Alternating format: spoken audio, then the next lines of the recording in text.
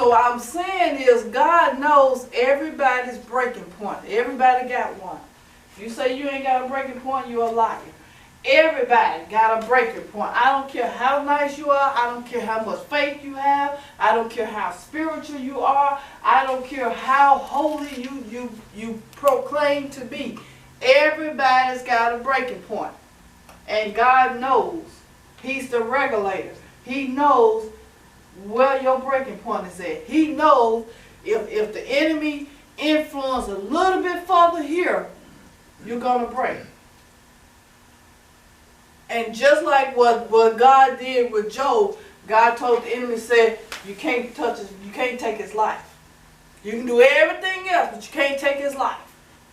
So in other words, God regulates just how far the enemy can go with us, because God knows our limitations. And he's already prepared us a way out. When we get into that breaking point, that's when all of a sudden the answer comes on how to get out. Now, he don't just come right out and say, hey, okay, you need to go right. You've been going left too long, now you need to go right. He don't do it in that way. It's still a lesson. But in that lesson comes the answer. And then we have a way to get out of that situation.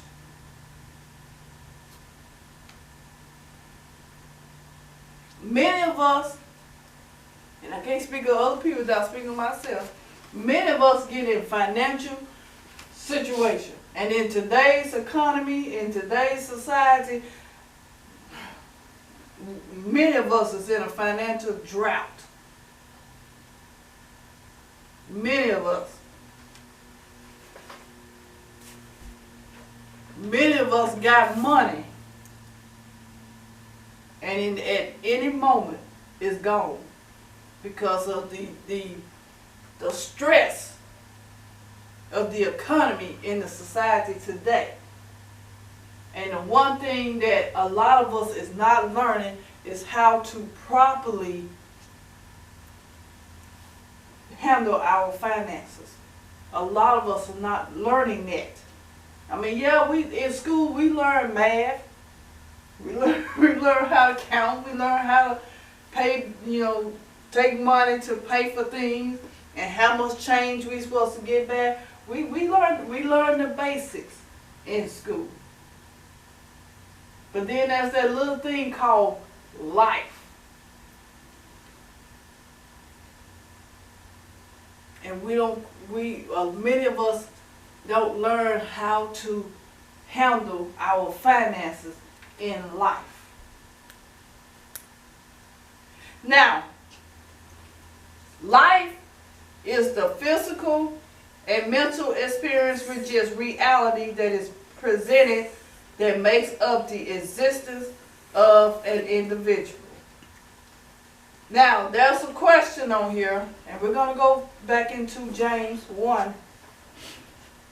There's a question on here that says, why did God not want Adam and Eve to eat from the tree of life to know good from evil?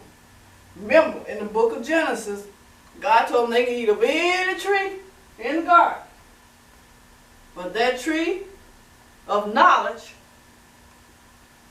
of good and evil, the tree of life of knowing good and evil, you can't eat from.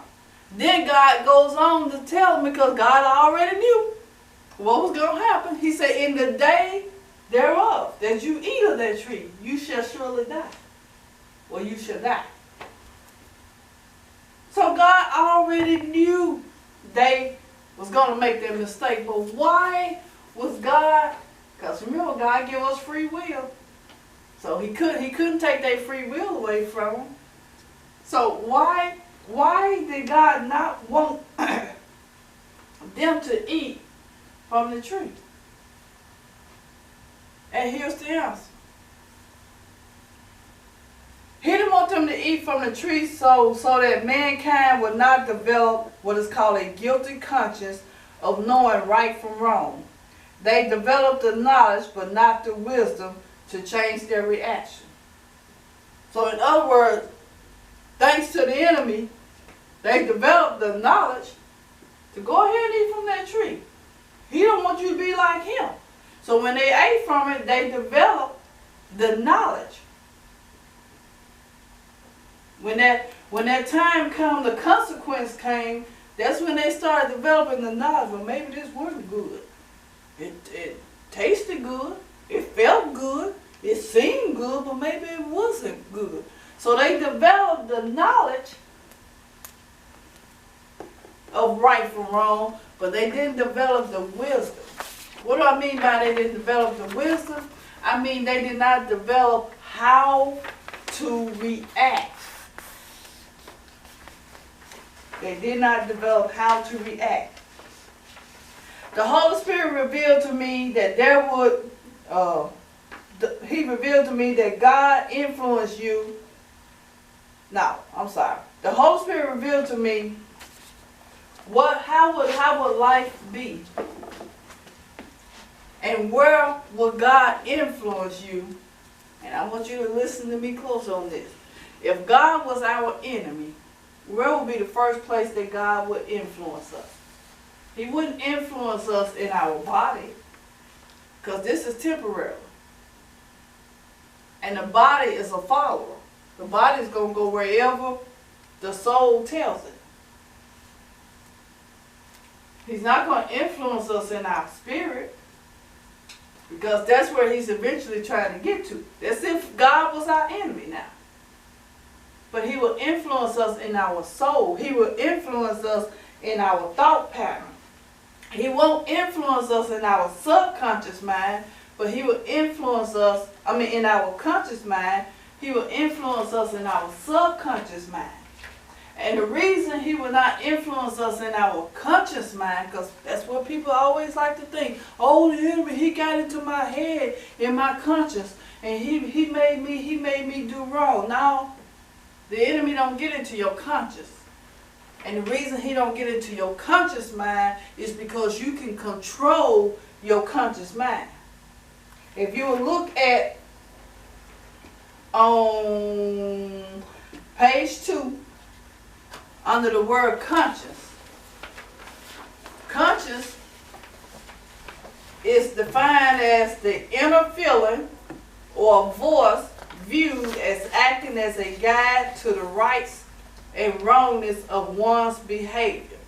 It is the inner feeling or voice as acting as a guide to the rightness or wrongness of one's behavior. So if we got a guide within us that is trying to lead us in the rightness of wrongness, the enemy can't go in there, because we have control over that part. It says the complex of values with which conscious deals includes not only those we own, but the entire range of values to which we are exposed during life's journey. Consequently, there is always a sense of struggle in our reflective process. The witness of conscience makes its presence known by inducing mental anguish and feelings of guilt when we violate a value we recognize and apply. Conscience also provides a sense of pleasure when we reflect on conformity to our value system.